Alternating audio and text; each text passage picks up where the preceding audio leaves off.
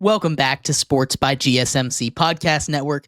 I'm your host, Jeremy Lapidus. Today is Monday, September 9th. If you are just tuning in, we've been doing a quick little skim over, honestly, of all the wild stuff that happened this weekend in football. We went through winners and losers in the NFL, and we just finished going over winners in college football.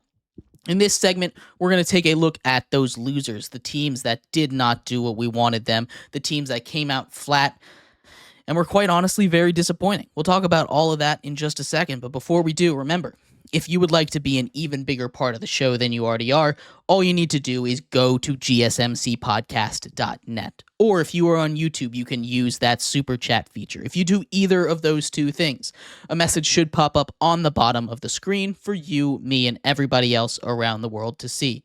If you do have a burning question about sports, anything at all that you would like to ask, go ahead and throw it in the comments. Throw it in the chat. I will get to it as soon as I possibly can. I appreciate everybody so much for sticking around, talking some sports with me here on a beautiful Monday, September 9th. But like I was saying, we're going to get into a little bit more of the losers here for college football. I know it kind of started that segment early, and oops, I apologize. I had to get that Colorado stuff off my chest, but we're going to get into arguably the biggest loser. Maybe, not even arguably, the biggest loser of the week, Notre Dame. How does Notre Dame do this every single year? Notre Dame, we talked about Northern Illinois and their crazy comeback. That's not comeback, their crazy victory.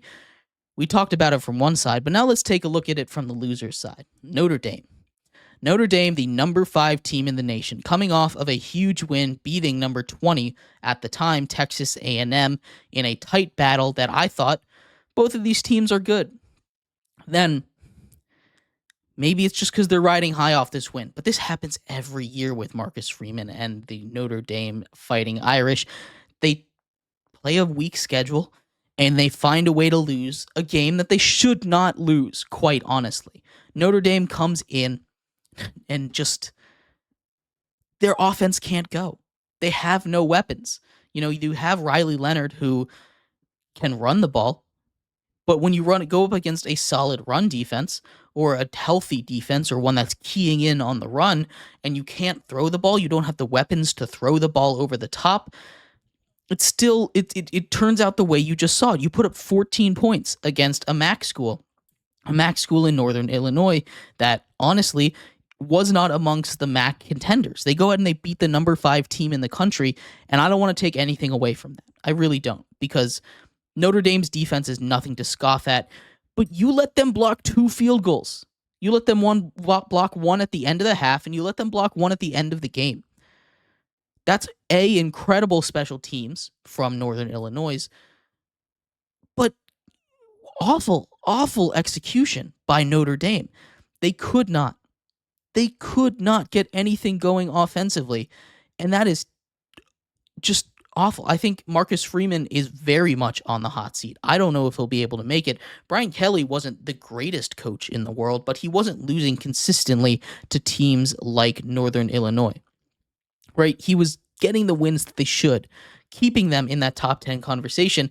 Now Notre Dame falls all the way back to number 18 in the poll, and I don't even have them in mind. Just a little bit of a sneak peek for you for what's going to come out tomorrow. But this is a really, really distressing sign for Notre Dame. I really don't have the words to describe how bad this is. Their offense is just offensive the way it is. They need to get weapons. They can't just rely on a great defense. It's awesome to have a great defense, and I think all the great teams have a great defense. But again, that's only half of the battle. They need to get the playmakers. They have a running back. He looks solid. He hurdled over a man on his way to the end zone. That was one of the best plays I saw all day. But still, they couldn't get anything done. That was their one big play. It was just a mess. Notre Dame needs to go back to the drawing board and seriously think about some of the stuff that got done. A bunch of other ranked teams also lost. And before I get into them specifically, they were all in the Big 12. That's not true. Even the ones that didn't win, that did win, were in the Big 12. Some teams that really were concerning. First of all, Kansas loses from the Big 12. They lose to Illinois. Illinois looked really solid. I wasn't expecting that out of them. I don't think a lot of people were. The rest of the Big 12, especially in that early slate, really struggled against some teams that they're clearly better than, which is why they ended up winning.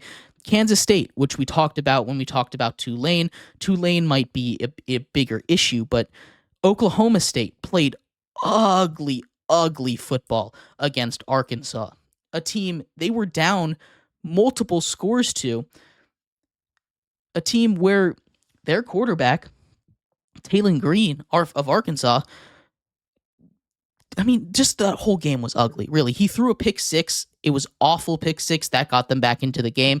Ollie Gordon couldn't get anything going against an Arkansas defense that is not that good, honestly. Many mistakes on both sides of the ball there. It was just kind of an ugly game. The whole Big 12 kind of looked bad last week. The whole conference takes a bit of a step down. It's just a mess. It really is. It's just ugly football. That double overtime game between Oklahoma State and Arkansas is maybe it was the tightest game of the week, but it was just ugly to watch. Michigan. We're talking about losers. We can't miss out on Michigan. The Michigan offense in particular. I mean, look, Texas is a great team, and I don't want to sit here and say, hey, I expected I don't want to sit here and say, Michigan, you're done, because Texas is the second best team in the nation, arguably the best team in the nation. Talk about Georgia there. But that offense couldn't get anything done against Fresno State. They especially couldn't get anything done against Texas. The defense looked fine. Like, Texas was moving the ball up and down, but they made a couple of stops in the red zone. They turned the ball over once or twice. And if the offense was able to even be half of what it was last season, this could have been a game. Or at least it wouldn't have been a blowout. This could have been a game that I'm talking about, hey, Michigan showed some sparks. But no, Michigan was sparkless. Their offense, their players, their best player, Loveland, their tight end, dropped the ball. Just no defense, caught the ball, fumbled it with no interference from anyone at least once, maybe more times. I know he fumbled multiple times. The passing attack is going nowhere. And when you can key in on the run, you know the run is their main offense. It's just not going to work. Sharon Moore is not the answer at head coach. Again, I keep talking about these huge disappointments. It's only week 2. Maybe they can turn the season around, but I am ready to fire a lot of these coaches. Marcus Freeman, Coach Prime, Sharon Moore. Some of these guys are heavy on the hot seat. It's boiling with where they are sitting. And it's just, I won't even say a little bit, it's a lot concerning. I kept Michigan in the rankings. Again, we'll talk about that tomorrow. But I'm on the fence about him. I didn't want to punish him too harshly for going against a great team like Texas. Continuing, Oregon. The Oregon Ducks are a team I was really high on. The Oregon Ducks looked really bad against Idaho, only winning by 10 points.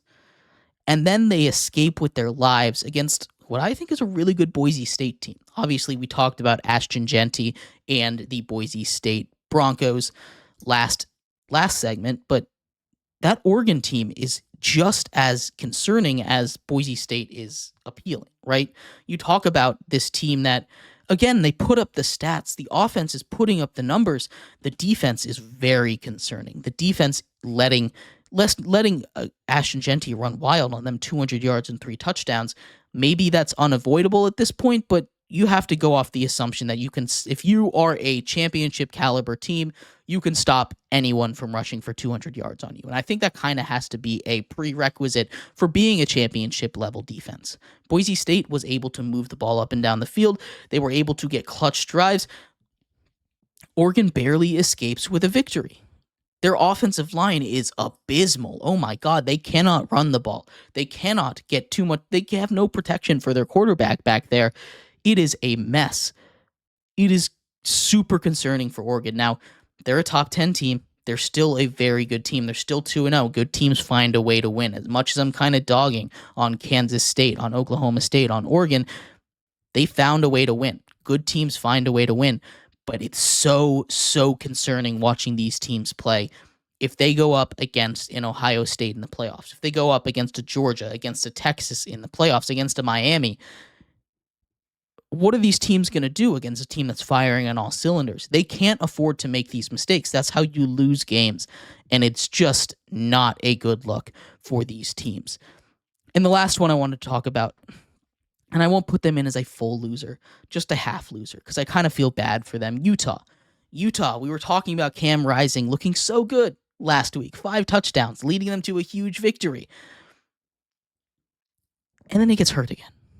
Cam Rising, leading Utah to a huge victory over Baylor, hurts his hand. I don't know how long he's out for, but that Utah team is reverting back to last season. A Utah team with a great defense, but no offense to speak of. Much like Iowa, who also who lost last week to Iowa State. Iowa State, big winner. But